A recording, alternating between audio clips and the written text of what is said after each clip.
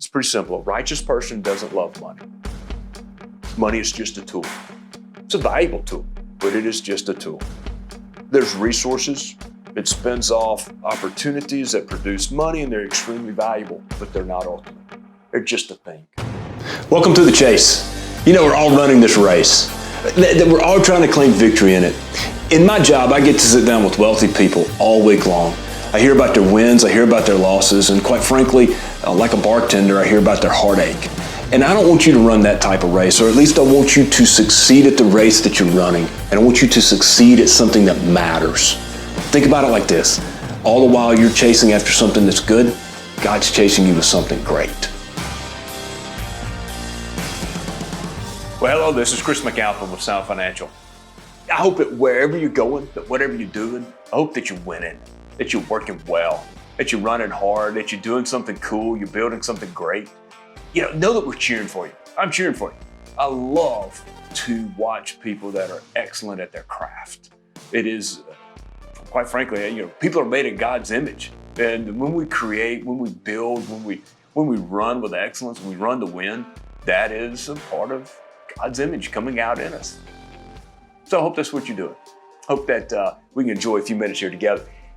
The story is told by J.R.R. Tolkien in The Hobbit of Thorin Oakenshield. I love this dwarf. He's the leader of the company of dwarves. He is the king of his people.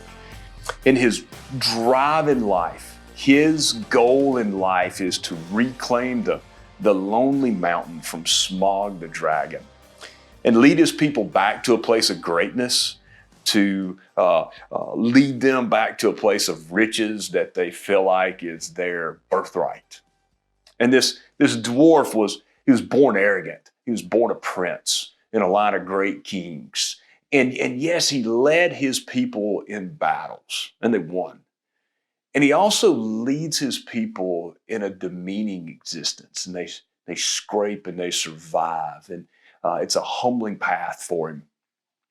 In the story, he's likable, he's scrappy, he's tough, yet he's sullen, with a little bit more than a small mean streak, I guess you'd say. He and his men, along with Bilbo Baggins, they face trials and they face battles and they win. And they face the lonely mountain, they face the dragon, and they reclaim their treasure. As they've captured an unspeakable amount of gold, an unfathomable amount of treasure. The world is just devolving around them into chaos. And they fortify themselves up in the mountain. And as the battle of five armies rages outside of them, he sits on his throne, sullen and driven crazy, driven mad in this protective fit of greed and bitterness that you can just see something chewing on him inside and out. Dwalin, his longtime friend and battle mate, comes to him and he says, "You sit in these halls with a crown upon your head, yet you're lesser now than you've ever been. You're always my king, yet you cannot see what you've become." Thorin, he had an astounding amount of gold. If you see the movie, you kind of look at it and you go, wow, it's just unfathomable, Yet he desperately wants more. He desperately is looking for one more thing that will make him complete, will make him king. He was afraid that he didn't have enough, and he was afraid that he'd lose what he had. Even in one fit of anger with Dwalin, he says, all of this treasure is worth all of the blood that we can spill. And because he says he was a nobody before he had the treasure, but now he was somebody. You think of the fights that we have today. You think of the battles in society in the United States, I think it's an emptiness that our society sometimes has, and this insatiable drive for something to fill us up. You kind of think about it when you talk to someone and they get to name their own truth. Or when you, if you take their favorite, you take their opinion and you disagree with it, they take it in such an insulting way because you've attacked their thing, right? You've something that they've attached themselves to, that is their identity, and you attack it, or you don't even attack it, you just disagree. I mean, gosh, we do this in politics. We do this in social issues. Like, gracious, we do this in sports. Have you ever seen parents at a kid's baseball game? And unfortunately, we even do this in church, don't we? That if someone disagrees with us, then it is insulting and it's personal. And it's our way or the highway, period. And everybody that gets in our way is the enemy. I don't know if what I'm saying, it makes sense to you or if it's resonating to you, but gosh, when I look at society, I'm afraid of that. That's what I see. I don't know, maybe I should stick with money. Maybe that's, like they tell me that's my expertise, right? I don't know. Is our attitude this way with money? Have you ever thought about that? I think so. You think about this. In the United States, the banking and finance industry is the pivotal industry in our economy. In 2020, the U.S. Fed, which is the head bank of the United States and arguably the head bank of the world, overwhelmingly fended off what would have been a devastating recession. And now, hey, listen, if you're listening to this and you lost your job, you lost your business, I say that with a hurting heart for you, because I know what the economy was like in the year 2020. And yet, when the Fed just flooded it with money, the stock market takes off and everybody feels okay. You know, our economy seemingly raises and lowers everything else that we do. All of those silly arguments that we get into, we have the time and the freedom and the free time and quite frankly, all that comes from wealth to have the time to think and ponder on those silly arguments that we get into on Facebook. I mean, come on. If we were having to scrape by for our existence, we wouldn't have time to argue over some of the things we argue over. But there I go again. I said I was going to stick with money. So let's look at two ideas from the Bible regarding money. And they can seem contradictory. So we look at 1 Timothy 6:10. For the love of money is a root of all sorts of evil. Now I'm going to say is the root of all evil, as other translations would give us. And some, by longing for it, have wandered away from the faith and have pierced themselves with many griefs. So let's say it again. For the love of money is the root of all evil. And some, by longing for it, have wandered away from the faith and pierced themselves with many griefs. And yet, the Bible says that in the house of the righteous contains great treasure. That's over in Proverbs chapter 15. So what's the difference between these two verses? How does loving something lead to evil? And yet God blesses us with this. Well, let's think about that first verse a minute. The love of money being the root of all evil. That verse has been misquoted. It's been taken out of context. It's been twisted to mean a lot of things it didn't mean for centuries now. And the poor have used it to accuse the rich, and the rich have used it to abuse each other. So it's an often misunderstood verse. But the core of the verse speaks to love. When you love an object, and you love it to the point that you've turned it into an ultimate desire. The idea behind this is worship. And when we say worship, very often we think of singing, sitting, standing, kneeling, praying, church-like activities, right? Spiritual activities. That's what we think of as worship, but that's not really the sense of the word here. It's more of the idea of a focus on something. It's our driving thoughts, our driving desires. What do we spend the majority of our time focused on, and why? And so when money becomes a focus like that, it turns into dragon's gold.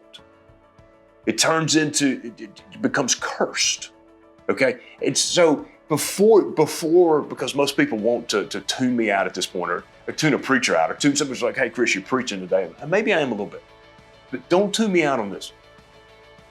Because we often think, well, I don't love money. It's really easy for us to pawn that off, that I don't love money. But think about your actions a little bit. How much time do we spend in our career? How much time do we spend at work? And how much time outside of that work do we spend thinking about it and focused on it? And I think that will tell us that the love of money, that being tempted in our society with the love of money, is a vast temptation. You look at our commercials. Everybody on them, they're sexy, they're good looking, they're dressed well, they have wealth. We look at our movies, they have wealth. If somebody is poor and they're the hero, their poverty has something to do with their heroism, okay? That our society drive for wealth tempts us to love money. We have to at least admit that. And if you're not willing to admit that, I'd have to challenge you. You may want to check yourself there, or you're self-aware in that space. And so if that love of money becomes a focus, and as I said a second ago, it turns into a dragon's gold. This is what happens, is there's never enough. Your thirst becomes insatiable. There is not enough that can cure it. Keeping in mind what I do for a living, I talk with people about money all the time. I promise you this is the truth, okay? And almost like a dying man in the ocean, he's dying of thirst. He can drink all the salt water he wants to. It's just going to make him die faster. And you know, the tough part in this, especially for us good old church folks, is that it's not just enough to think mentally, I put God first. Okay, because that's really an answer that we get a lot in church. We think about a lot from churches is I put God first. Fair. Mentally, you may do that. But if money or ambition or career drive or other areas in your life, if they're out of order elsewhere, then you're not really putting God first. If you're really honest with yourself and it's God, career, family, then God's not first, because that career is in front of your family. And if that is, if you want to argue with me mentally on that one, think about the amount of time you spend at work. You know, you may need to work there. Hey, sometimes it is just a fact. You have to work overtime. You got to work a lot to provide for your family. I get it. And hey, after 2020, all of us are happy to be at work. So this is not something that in the context of a podcast I can even answer for you. You got to go pray about that yourself. You got to go talk to the Lord. You got to go look at your own time, your own focus, your own priorities. And yet the verse in Proverbs says, in the house of the righteous is great treasure. You know, we see in life good people with super character and high morals that are also successful in business and money. So it absolutely can be done. In fact, the Bible describes it all the time. It's expected it can be done. And we also see righteous people today and in history who are not blessed financially. We see people that are righteous all over the world now and in history with the toughest lives, that were broken and persecuted. In fact, Jesus said, if you followed him, you will suffer. And so it's kind of hard to line up that verse from Proverbs that in the house of the righteous is great treasure, and with Jesus saying that, you know, if you follow him, you will suffer, you will be persecuted. Quite frankly, that's another topic for another day, so give me time on that one. So let's go back to how can the love of money be the root of all evil, and in the house of righteous have great treasure. So here we go. It's pretty simple. A righteous person doesn't love money. Money is just a tool. It's a valuable tool, but it is just a tool. There's resources. It spins off opportunities that produce money, and they're extremely valuable, but they're not ultimate. They're just a thing. See, a righteous person puts money in its proper spot as a tool. All right, the truly righteous person searches for God, their thoughts, their words, their actions. They find their way back to God, that is a focal point in their life, that this is a driving part of their life. Quite frankly, this does not mean in any way that the righteous person walks around preaching. Not at all. In fact, nor does it mean that everybody that walks around preaching is righteous. But it means that the core attitude of a person's life is putting God first. Number three, there's a form of wealth that cannot be defined in dollars, multiples, or rates of return. And at the same time, high dollars, high rates of return, high multiples are good. And there's something worth building and chasing after, hearing that word in the right context, okay? But there's a righteousness, there's a cool rhythm to that work for those dollars and that walk in righteousness, that walk in righteousness is above that work for those dollars. You see, a righteous person can have the exact many of the same actions, the same drive towards success, the same ambitions, the same creativity, the same goals as a person that is cursed with dragon's gold, right? The person that is cursed with an insatiable desire for money. And I think too often we are worried, or we think that a righteous person does not have ambitions, or a righteous person does not have drive. It's not true at all in any way. But that a righteous person's drive lines up with God's plan for their life. And in that rhythm, they find a peace, a joy, an ambitious contentment that is a cool rhythm in life. So, how did the story end with Thorin, Oakenshield? Or in this case, the movie.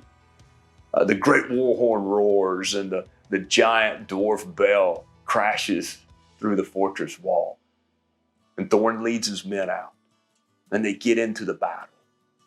And he's changed. He's a sense of his old self. And he's brave. And he's still got that sullen mean streak, but it's used in a right way now. And he chases down Azog, the defiler, the enemy of his people, and he kills him. And he dies himself. But he dies forgiven, a hero, right with his people. It's a cool end. But that's just fiction. You get to live a life, and you have to decide how you live.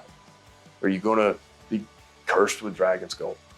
Are you going to have that cool rhythm with God, that righteousness? I hope you choose a second. Take care.